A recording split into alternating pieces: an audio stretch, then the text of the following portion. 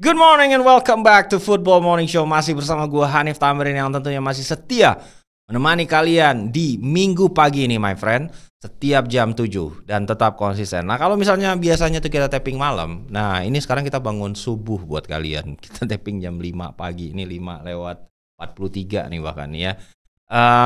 Karena ya itu pertandingan udah mulai bergulir di Liga Inggris dan Liga-Liga Eropa lainnya. Dan ya biar tetap update gitu, kita akan coba untuk bisa se-update mungkin, kurang lebih seperti itu. Nah, memulai hari ini kita seruput dulu my friend tehnya, oke?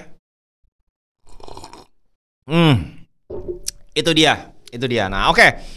Gue ingin menyapa juga buat kalian yang masih tetap setia absen-absen di kolom komentar dari berbagai curhatan dan juga tentunya profesi yang kalian jalani. Gue berharap kalian semua itu tetap bisa sehat-sehat dan mendapatkan rezeki dari semua effort yang sudah kalian jalani. Oke?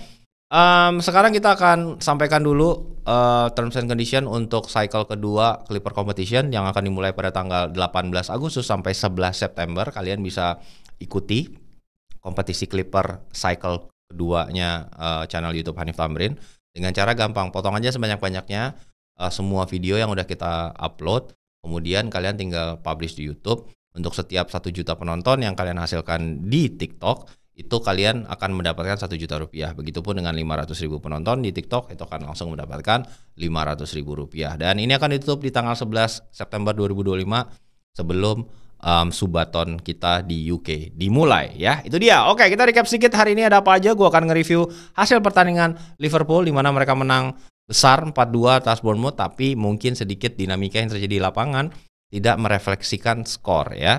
Kemudian juga gue akan bahas sedikit tentang seperti apa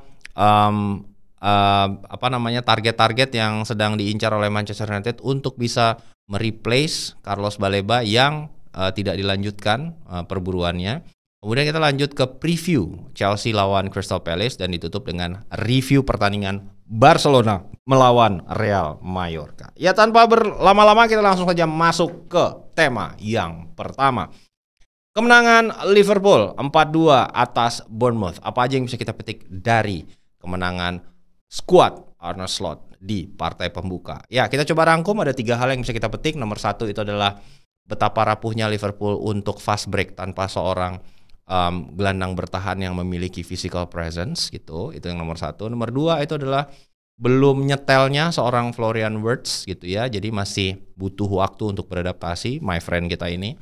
Dan yang ketiga, tampilnya debut Ugo Ekitike dan adaptasinya yang cukup bagus, smooth, dan penampilan yang spektakuler dari striker baru Liverpool ini. Jadi menyisakan pertanyaan apakah mereka memang masih membutuhkan seorang Alexander Isak atau tidak. Oke? Kita masuk di takeaways yang pertama ya. Jadi 2 gol yang tercipta dari Bournemouth untuk membobol gawang Liverpool dan sempat menyamakan kedudukan itu 2-2 ya. Dua-duanya itu terjadi dari skema fast break. Itu yang pertama adalah Dominic Szoboszlai kehilangan bola di area pertahanan lawan dan langsung dihajar lewat umpan panjang ke sayap kiri dan diselesaikan oleh Semenyo ya.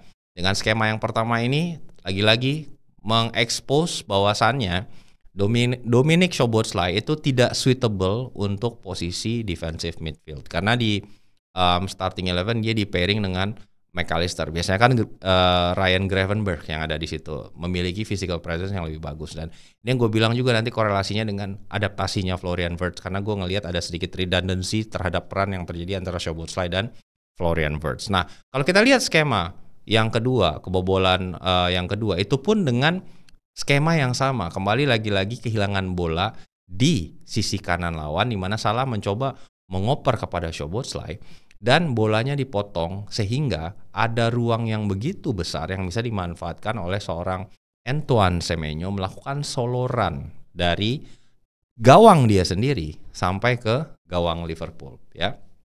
Ketika itu terjadi, ada 2 yang pengen gua highlight. Satu adalah posisi dari gelandang bertahan, baik itu Wataru Endo maupun Curtis Jones yang out of position, tidak mengcover kedua center back dari Liverpool yang memiliki disadvantage dari sisi kecepatan ketika menghadapi pemain-pemain dengan kecepatan tinggi seperti Semenyo. Jadi Van Dijk dan Konate itu sedikit kesulitan untuk bisa membagi peran cover dan challenge karena memang secara kecepatan itu ruang yang harus ditutup itu terlalu besar gitu ya.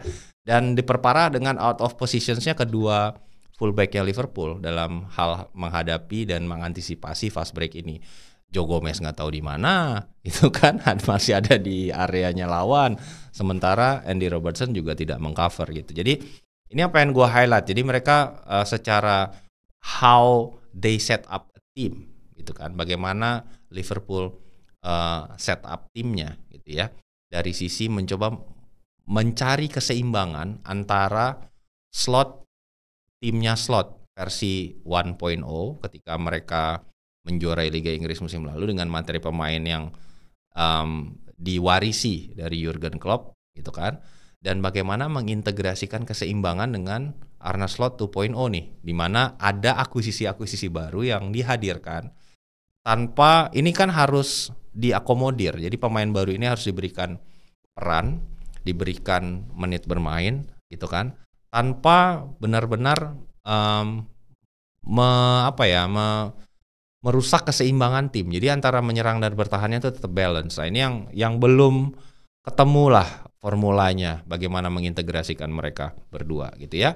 Oke, kita masuk ke takeaways yang kedua, di mana memang Florian Wirtz ini adalah akuisisi termahal Liverpool di jendela transfer musim ini. Itu dirasa masih membutuhkan waktu untuk beradaptasi ya, mengapply posisi yang diinginkan diterjemahkan oleh Arne Slot terhadap Wirtz di posisi nomor 10 ya.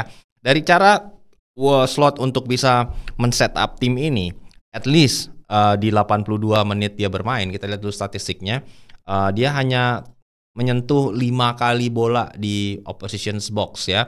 Ya oke lah, pass completions 93%, tapi nggak ada benar-benar sebuah progressive passing atau dampak yang bisa dia hasilkan menjadi situasi berbahaya atau memberikan significant impact terhadap pertandingan gitu. Terjemahan posisi nomor 10 yang dia apply dan bagaimana link up play dengan pemain sayap itu tidak terlalu impresif di laga kontra Bournemouth ini, dan mungkin itu juga ada faktor redundancy role yang memang membuat Wirtz agak sedikit kebingungan mengoccupy space mana yang harus dia deploy gitu, karena dari starting 11 itu juga defensive midfield-nya ditaruh oleh Arne Slot itu adalah Dominic Szoboszlai barengan sama Alexis Mac Allister. Tapi yang terjadi di lapangan, Szoboszlai sering maju gitu untuk bisa mengoccupy daerah yang sama seperti harusnya diambil oleh Florian Wirtz. Dan terbukti 2 gol yang tercipta oleh Bournemouth itu karena quote unquote kesalahan dari Szoboszlai gitu. Nah, itu membuat sebenarnya ini harus dicari nih keseimbangannya, karena memang PR dari Arne Slot adalah menemukan keseimbangan terhadap pemain yang dia warisi dari klub musim lalu dan dia bawa menjadi juara, dan pemain-pemain baru yang potensi harus diintegrasikan ke dalam tim. Nah, kita lihat juga beberapa statistik debutan yang lain seperti Milos Kerkez yang juga tampil sebanyak 60 menit ya di laga kontra Bournemouth. Ya, secara duel dia mungkin oke, tackle oke, energi oke. Cuman dari sisi defensif masih ada catatan kaki ya untuk seorang Milos Kerkez gitu. Sehingga ya dia juga diganti sama Andy Robertson ya di babak kedua. Kemudian Frimpong juga sama, dia mainnya 60 menit juga. Ini masing-masing fullbacknya Liverpool yang baru. Itu memenangkan 3 duel, 1 tackle dan interceptions. Pass completed-nya sedikit kurang oke gitu ya.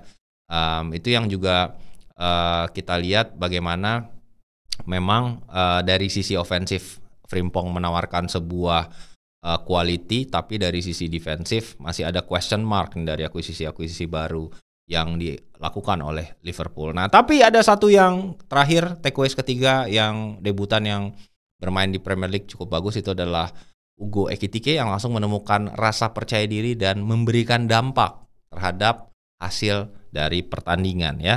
Jadi Ekitike tampil sebanyak 72 menit ya, dan 1 gol dan mencetak 1 gol dan 1 assist ya.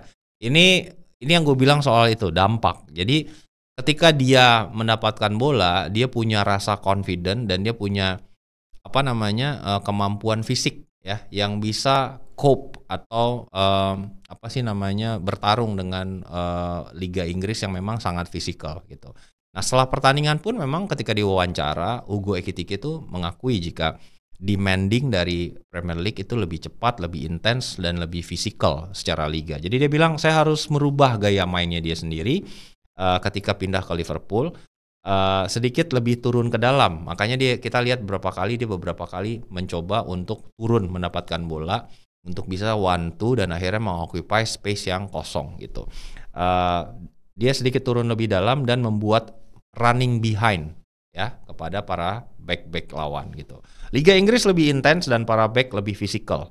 Tidak seperti di Jerman yang ruangnya lebih banyak, dia bilang gitu. Nah, memang ini yang gue bilang tadi soal adaptasi. Jadi di mana Wirtz belum terlalu smooth, Ekitike langsung karena dia mungkin lebih paham tentang seperti apa cara mengatasi back-back yang bermain fisik dan seorang striker itu yang penting visi. Jadi dia nggak apa-apa nih pegang bolanya cuma 1, 2, 3 kali gitu ya, tapi bisa cetak gol. Beda banget sama Florian Wirtz nomor 10 ya, dia harus terus menerus dapetin sentuhan, lebih banyak pegang bola gitu, dan itu membuat dia merasakan gitu physical aspek dari Liga Inggris yang memang lebih cepat 2-3 kali ketimbang Liga Jerman dan lebih keras gitu. Tackle bertebangan, kemudian para pemain lebih seperti atlet gitu ya. Itu yang mungkin dibutuhkan waktu ekstra untuk Florian Wirtz menemukan ritmenya gitu. Ya oke, kita sekarang masuk dulu ke Manchester United yang menyiapkan 2 nama alternatif untuk bisa mengisi posisi defensive midfield menemani Bruno Fernandes setelah kemarin perburuan mereka atas Carlos Baleba resmi berakhir ya. Ada 2 nama yang diincar oleh Manchester United. Pertama itu adalah mantan anak asuh dari seorang Ruben Amorim. Itu adalah Morten Hjulmand yang sekarang bermain di Sporting, dan satu lagi adalah gelandang dari Atalanta, Ederson. Nah, untuk Morten Hjulmand, ini pemain ini memiliki release clause sebesar 80 juta euro karena memang digadang-gadang merupakan seorang pemain yang tidak ingin dilepas oleh Sporting karena kontribusinya yang besar terhadap tim gitu. Jadi terakhir bernegosiasi dengan Juventus pun harga yang diminta oleh Sporting itu minimal untuk bernegosiasi adalah 60 juta euro gitu ya. Memang sedikit lebih murah ketimbang release clause-nya, tapi pastinya masih harga yang bisa dibayarkan oleh Manchester United gitu. Terutama dengan relationship yang dimiliki oleh Hjulmand dan juga Ruben Amorim akan menjadi deciding factor apakah jika Manchester United benar-benar memutuskan untuk masuk ke dalam perburuan transfer Hjulmand, mungkin akan ada advantage gitu ya dari sisi preferensi seorang pemain ini untuk akhirnya pindah ke Manchester United. Nah, sebaliknya untuk Ederson ini kurang lebih Atalanta meminta harga 50 juta euro untuk bernegosiasi. Jadi ini dua-duanya juga bukanlah opsi murah teman-teman gitu. Nah, kita lihat nanti seperti apa pergerakannya sebelum penutupan jendela transfer kurang lebih sekitar 2 minggu lagi.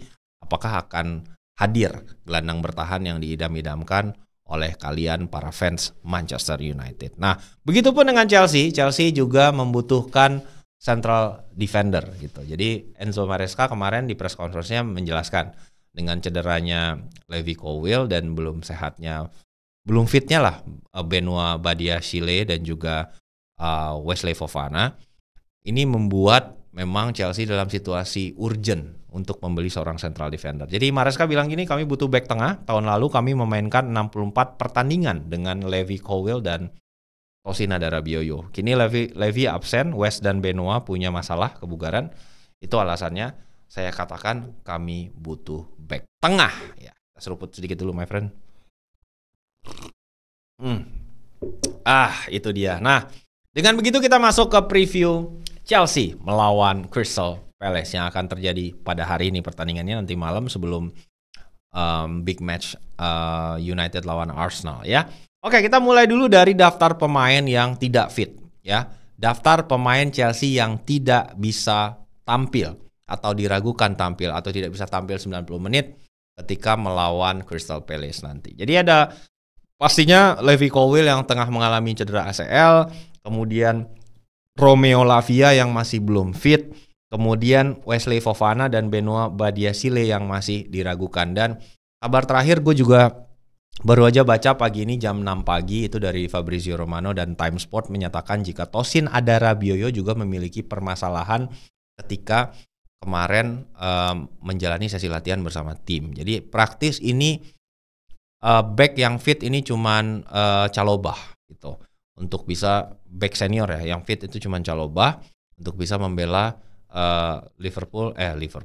Chelsea nanti ketika menghadapi Crystal Palace. Nanti jadi kita lihat nih siapa nih pairingnya Chalobah nih kurang lebih di central defender ya, di jantung pertahanan. Apakah dipaksakan salah satu dari Wesley Fofana dan Badiashile main sebabak, atau mungkin ada pemain yang dikonversi akhirnya nanti menjadi central defender ya. Kita tahu ada beberapa pemain yang juga lumayan versatile di Chelsea untuk bisa mengisi peran tersebut ya. Ada juga satu breaking news yang disampaikan oleh Maresca di press conference-nya ketika menghadapi Crystal Palace. Itu adalah resminya dicoret Nicholas Jackson dari squad yang akan dibawa untuk menghadapi Crystal Palace. Jadi Maresca bilang Jackson berlatih bersama kami tetapi tidak akan terlibat di laga kontra Palace. Anda tahu situasinya, jendela transfer terbuka dan dia bisa pergi. Jadi memang ini berbeda sama Isak ya. Isak minta pindah tapi nggak mau latihan sama tim first team. Beda sama Chelsea nih. Jadi Jackson masih latihan sama mereka tapi tidak terlibat dalam persiapan pertandingan karena memang menghindari cedera dan situasi dia akan dilepas di jendela transfer ini gitu. Jadi itu yang membuat mungkin kepergian Jackson ini bisa segera terrealisasi karena kan ini masing-masing tim sudah memiliki target-target yang mereka incar, seperti Manchester United udah, kemudian Liverpool udah. Nah ini tinggal tim-tim secondary-nya nih, Newcastle gitu ya, atau mungkin tim-tim yang lain gitu. Jadi kita lihat nanti apakah Lord Jackson itu bisa segera menemukan destinasinya yang baru. Nah terkait kemungkinan seperti apa starting 11 Chelsea untuk menghadapi Crystal Palace, kita akan coba identify ini kurang lebih Sanchez yang masih mengisi posisi penjaga gawang, kemudian Malo Gusto di kanan, dan ini yang gue sampaikan ya baru saja jam 6 pagi nih gue lihat tadi ada kabar bahwasannya Tosin juga memiliki permasalahan kebugaran. Jadi ada kemungkinan ya ini Tosin juga nggak bisa main nih. Belum tahu nih siapa yang nanti akan ditaruh sama Enzo Maresca untuk bisa melapis ya posisi central defender di sisi yang kanan. Kemudian ada Chalobah yang memang sebenarnya diplot untuk menggantikan Levi Colwill gitu kan, dan Cucurella pastinya di sisi kiri. Enzo dan Caicedo masih menjadi dua duet defensive midfield mereka. Cole Palmer nomor 10, Pedro Neto dan Gittens yang tampil cukup ciamik di laga pramusim, dan pastinya Joao Pedro tampil over Liam Delap ya. Nah, gue tertarik sebenarnya ada satu pemain yang ingin gue lihat nanti, semoga diberikan kesempatan debut ya sama Maresca, itu adalah Estevao Willian. Kita lihat nanti apakah dia akan mendapatkan kesempatan dan seperti apa dia bisa memperkenalkan dirinya dan memberikan dampak di Liga Inggris. Ya, semoga ya gitu. Nah, terkait bagaimana permainan Chelsea nanti untuk menghadapi Crystal Palace, itu pendekatan hati-hati diambil oleh Maresca. Jadi Maresca bilang laga Minggu nanti akan sulit, mereka memenangkan Community Shield Crystal Palace ya, melawan Liverpool, dan menjuarai Piala FA mengalahkan Manchester City. Jadi dua tim yang bukan kaleng-kaleng yang mereka kalahkan. Jadi Maresca melakukan pendekatan yang cukup hati-hati untuk menghadapi Crystal Palace. Jadi dalam dua final mereka mengalahkan dua tim terbaik di Inggris dalam 15 tahun terakhir.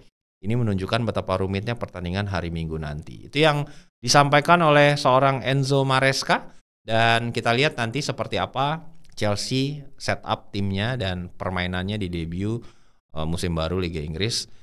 Tentunya fans Chelsea berharap timnya bisa main bagus dan mendapatkan hasil maksimal. Let's see how it goes. Dan kita masuk ke para pemain yang juga akan segera pergi di kubu Manchester City. Nah, setelah kemarin menang 4-0 atas Wolverhampton Wanderers. Ada dua hal yang bisa kita lihat dari pergerakan Manchester City di bursa transfer ke depannya. Nomor satu itu adalah resminya dicoret Savinho, walaupun dia sebenarnya bugar. Nah, Pep Guardiola bilangnya dia nggak bugar. Nah, kita lihat dulu kutipan dari Guardiola tentang alasannya kenapa Savinho tidak masuk di skuad City menghadapi Wolverhampton Wanderers. Dia bilang Savinho cedera saat uji coba melawan Palermo. Dia akan absen selama beberapa minggu. Ini koinsiden banget ya, absennya hanya beberapa minggu karena beberapa minggu lagi kan jendela transfer ditutup ya. Jadi ada question mark apakah absennya dia itu karena memang cedera atau sebenarnya disimpan untuk lagi persiapan dijual. Nah, langsunglah diupload nih sama kawan kita nih si Savinho, baik-baik aja nih kawan kita lagi nge-gym my friend gitu kan, nggak ada tuh cedera-cedera apa itu cedera gitu. Jadi sebenarnya memang ini membuktikan ya ininya aja ya, Guardiola emang sengaja tidak membawa seorang Savinho karena memang nggak fokus karena lagi memang terjadi penawaran yang sedang berjalan dengan Tottenham Hotspur. Nah begitupun dengan Ederson yang kemarin resmi ditawar oleh Galatasaray dengan mahar 10 juta euro dan ini langsung ditolak. Nah, coincidentally juga Ederson nggak tampil atau tidak masuk dalam skuad yang bepergian ke kandangnya Wolverhampton Wanderers kemarin. Jadi yang main adalah James Trafford, cadangannya Stefan Ortega. Dia bahkan nggak dibawa. Jadi ini juga menunjukkan stance-nya bahwasannya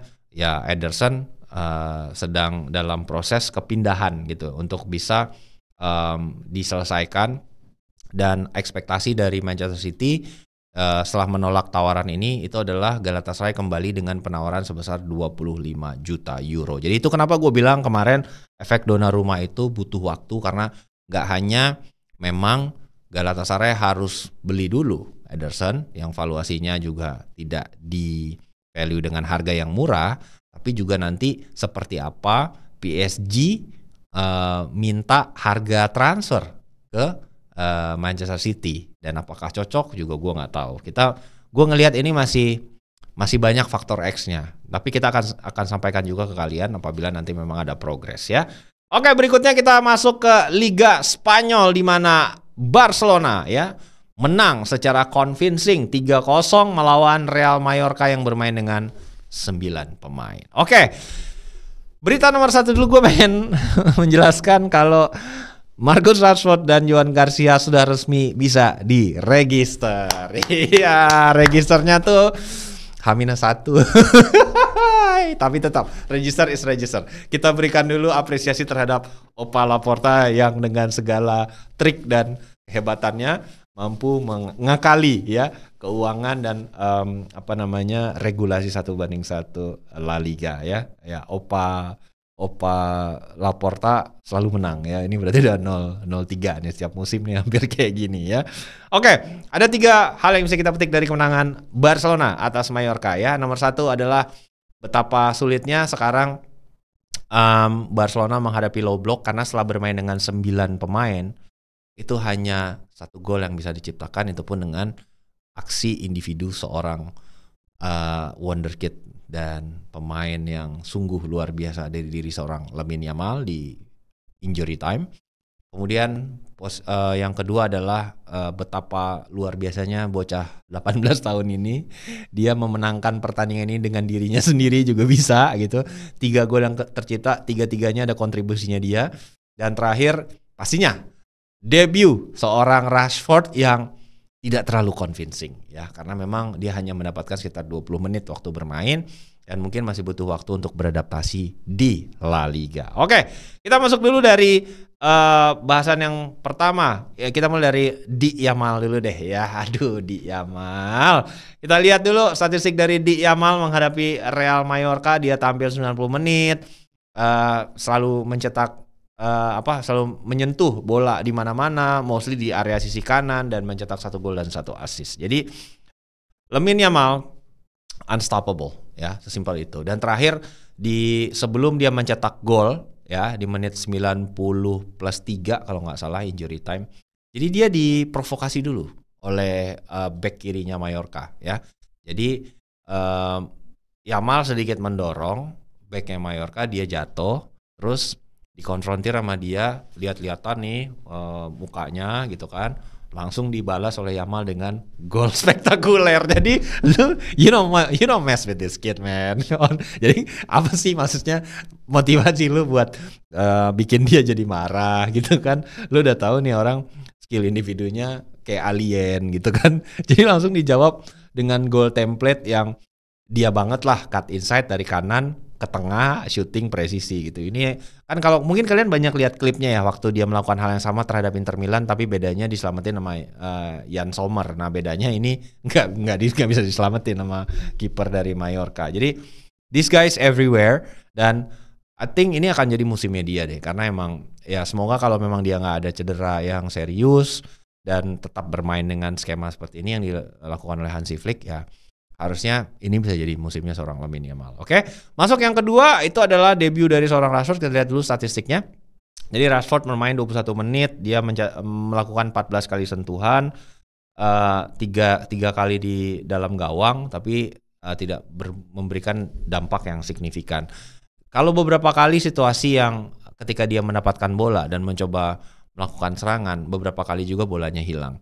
Dan mungkin ini juga karena biasanya kan Rashford itu ditaruh di kiri gitu kan, untuk bisa mengeksploit space dan kecepatan serta skill individunya dia. Nah kemarin ketika dia debut itu posisinya itu di tengah, jadi menggantikan Ferran Torres sebagai striker ujung tombak. Jadi ketika dia mendapatkan bola pun itu space-nya tuh tight banget, dan dia langsung dikerubungi oleh banyak sekali back Mallorca yang memang setelah main 9 dengan 9 pemain karena 2 kartu merah, itu benar-benar low block dan ngumpulin semua pemain di areanya sendiri. Itu yang membuat akhirnya memang mungkin seolah-olah kelihatan Rashford ini kesulitan dalam debutnya dia gitu. Karena itu tidak idealnya posisi yang dia isi dan juga gaya tipe permainan yang sedang terjadi di fase itu saat Real Mallorca harus bermain dengan 9 pemain ya. Tapi mungkin kita nanti ke depannya bisa lihat, karena kan memang Rashford ini juga bisa mengisi banyak posisi, nggak hanya di striker utama tapi juga di sisi kiri. Nah sementara kemarin Rafinha main bagus banget gitu. Jadi 1 gol, dan dia selalu ya sama lah kayak Lamine Yamal, ketika Rafinha pegang bola selalu situasi berbahaya tuh terjadi dan tercipta gitu. Dan terutama setelah Mallorca main dengan 9 pemain itu praktis bolanya kan dipegang Barcelona terus. Jadi ya itu pindah dari sisi kiri ke kanan ke kiri gitu aja terus sampai laganya selesai. Nah terakhir yang di highlight adalah betapa kesulitannya Barcelona itu menghadapi tim-tim yang memasang low block gitu. Ya praktis Mallorca setelah main dengan 9 pemain itu emang nggak ada keinginan untuk cetak gol. Ya gimana lu udah sisa 9 pemain gitu kan. Dan semua ditumpuk di situ. Itu yang membuat akhirnya Hansi Flick agak marah lah, quote-unquote agak marah gitu. Nah sebelum gue sampaikan kutipan dari Hansi Flick, gue pengen highlight dulu sedikit. Karena memang main dengan 9 pemain ini dirasa tidak adil sebenarnya oleh Mallorca. Kartu merah yang pertama itu karena challenge yang terhadap Lamine Yamal gitu. Jadi kaki Lamine Yamal dipotong, akhirnya kena kartu merah gitu pemain Mallorca. Nah, protes juga, tensinya ini udah panas sebenarnya, karena di menit ke 30-an itu pemain 39 gol tercipta, golnya Ferran Torres itu sebenarnya dianggap oleh pemain Mallorca nggak sah, karena sebelum gol Ferran Torres tercipta itu pemain dari Mallorca kaptennya itu sedang cedera kepala lah, karena dia nahan syuting Lamine Yamal pakai batok palanya. Jadi dia kayak pusing, dan memang ada regulasi di sepak bola kalau itu cedera kepala harusnya itu dihentikan oleh wasit. Tapi ini dalam VAR setelah dilihat itu disahkan gitu. Mungkin kita nanti gue bisa ulik dulu sedikit secara regulasi ini harusnya seperti apa.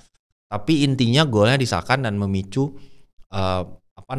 protes keras dari Mallorca, terutama dari manajernya dan para pemain tuh tensinya jadi panas banget, sehingga memicu kartu merah kedua ketika 50-50 ball antara Joan Garcia dan striker dari Mallorca, akhirnya high boots gitu ke mukanya Joan Garcia, dan itu straight red card sehingga jadi 9. Nah ini memang 9 pemain, dan ini jadi emang panas banget nih tensi pertandingannya.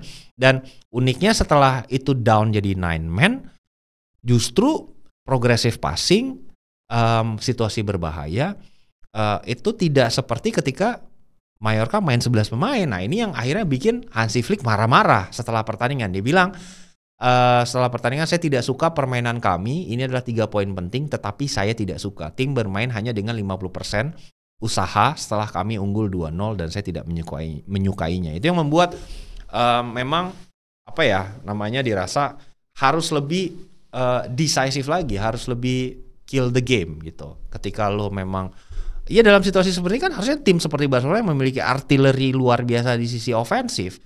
Lu menghadapi tim dengan 9 orang, ya ekspektasinya menang 5-0, 6-0, 7-0 mungkin gitu. Tapi itu nggak terjadi gitu. Itu yang membuat Hansi Flick merasa ini harus dipecut nih gitu. Anak asuh gua untuk bisa tampil lebih serius lagi gitu, karena ya despite ini opening La Liga tapi they need to make a statement gitu. Dan 3-0 tetaplah sebuah 3 poin yang berharga untuk Barcelona mengawali liga dengan cukup gemilang. Kita lihat seperti apa nanti respons para pesaingnya, terutama Real Madrid dan Atletico. Kita akan laporkan juga untuk kalian. Oke, itu dia beberapa hal yang kita bahas pada hari ini. Semoga kalian cukup terhibur dan kita akan kembali lagi di episode hari Senin, tentunya masih di jam yang sama. Dan sampai ketemu juga buat kalian yang mau nonton live reaction big match Manchester United melawan Arsenal nanti di program baru yang gue punya bersama Coach Yasin, The Halftime Show. Konsepnya entirely baru, total baru, kalian bisa lihat nanti di situ. Oke, thank you so much dan seperti biasa my friend, have a lovely day.